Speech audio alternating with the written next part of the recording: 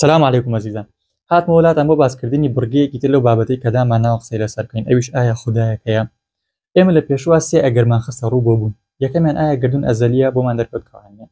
دووەمیان ئایا گردون بە سوودفە هاتووەتە بوون دیسان بۆمان دەرکەوت کەوانیە. ئەوەی کەمایەوە خودایەکە یاخود بەدیهێنەرێکە بۆ گردون. ئەمەش لە یاساکانی گردون لە هاتنەکایی ژیان لە هەموو شتێکە لە ژیانی ئێمەیە بۆمان ڕوونە بێتەوە ئەگەر تۆزە کتێب بفکرین بۆمان ڕوونە بێتەوە کە بەڵێ دروستکارێکەوە هەروە خالقێکەیە.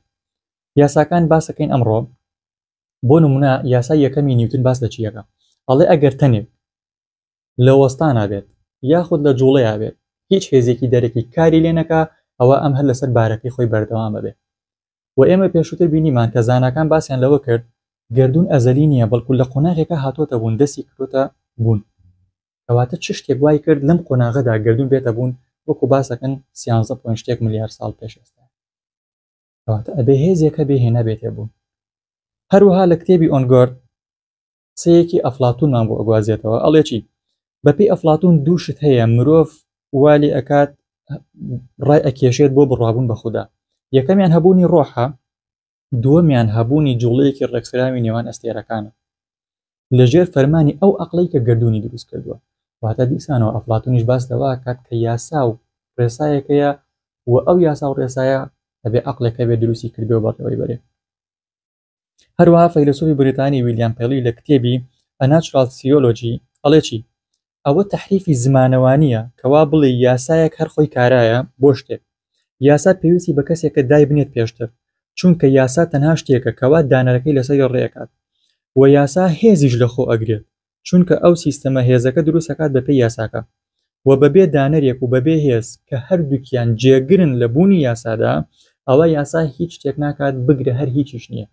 واتە یاسایەک بوو ئەوەی هەبێت پێویستی بە دانەرێکە بۆ پێویست ئەو دانەرش بەهێز بێ بۆ ئەوەی شتەکان بەپێی ئەم یاسایە بڕۆن بەڕێوە کە ئەمەش تەنها لە ذاتی خوددایە بەدی ئەکرێ نەک لە سوودفە و لە ئازەلی بوون یاخود هەر شتێکی.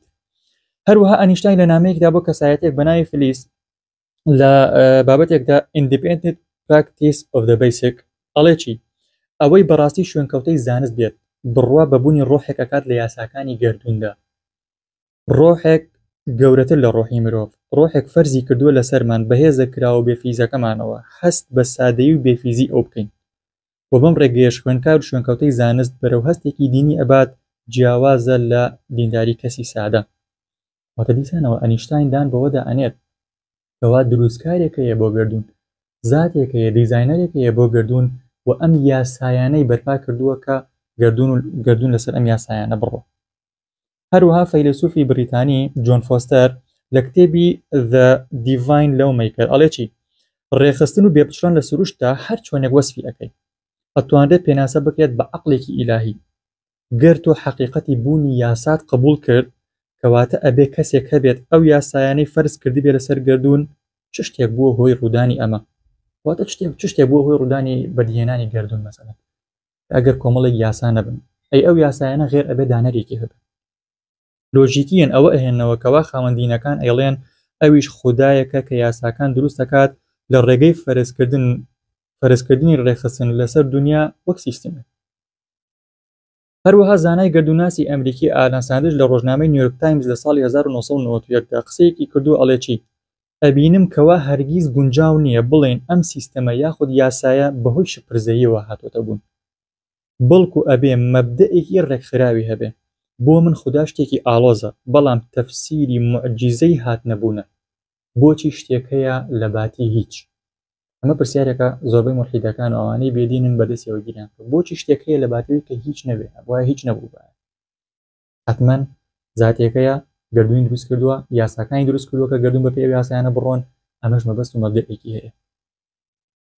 هەروەها زانای گردوناس پۆل دەیڤز لە کتێبی سوپیریەر فۆرس ئەڵێ چی یاساکانی فیزیا بەرهەمهێنانی دیزاینێکی ئەو پەڕی لێهاتوویە هەر بۆیە ئەبێ گردون مەبەستێکی. هەروەها لە کتێبی زانای گردوناس ئارنۆز پێنسیاز لە کتێبی کۆزمۆس بیۆس تیۆس ئەڵێ چی بیردۆزی زانین ئاماژە بە هەموو یاساکانی سروشت ئەکات بەڵام نەک بە سەرچاوەکەی.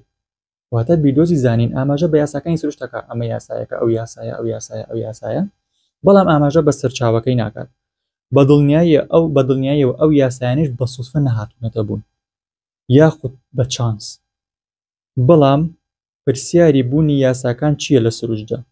من تەنها یەک وەڵام ئەزانم، ئەویش ئەوەیە دروستکراوە لەلایەن خودداوە. کەواتە ئەم زانایە دیساندان بەوە دەئەنێت کەوا یاساکان ئەبێ زاتێکە پێ دروستی کردوێ. هەروە زانای فیزیایی چارلز لە کتێبی ئەینشتاین ئەند ریلیجن فیزیکس ئەند تیۆلۆجی ئەڵێ چی؟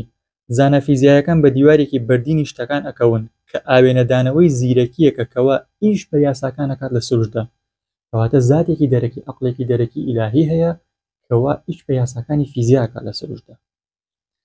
لێرەوە ئەزیزان دیسان بۆمان ڕوون بووەوە کەوا خودی هاتنەبوونی گردون و تەمەنی گردون لەو ساتەوەی کە هاتۆتە بوون هەتاوەکو ئێستا و تاوەکو کەی بزان بەردەوام ئەبێ کۆمەڵێک یاسا هەیە ئەیبەن بەڕێوە. ئایا ئەم یاسایانە سوتفە هێناونێتە بوون؟ ئایا لە خۆشتی وا ئەبێ؟ بۆمان ڕوون بۆەوە نەخێر وەکو قسەی زانایان و قسەی فەیلسوفانیش ئەومان بۆ ئیسپاتەکەن و دووپاتێکەنەوە کەوا ئەبێ داهێنەرێک و دروستکارێک و زاتێک هەبێ کە ئەم یاسایانەی هێناوەتە بوون وە گردوونی ئیجبار کردووە کە بەپێی ئەو یاسایانە بڕاتە بێ. واتە دیسانەوە بۆمان ڕوون بووەوە بەڵێ بوون خالقێکی پێویستە، واجب الوجودێکی پێویستە کە ئەویش خوددایە و ئێمە بە ئەڵڵا ناوی ئەهێنین. ئینشاڵڵا لە پۆسی داهاتووە هاتنەکایی ژیان و هەروەها بابەتەکانی تر کە پەیوەستە و ئێمە درکی پێ ئەەکەین لە ڕێگەیانەوە کە خوددایەکەیە باسی لێوە ئەکەین. تا ئەو کات سەلام.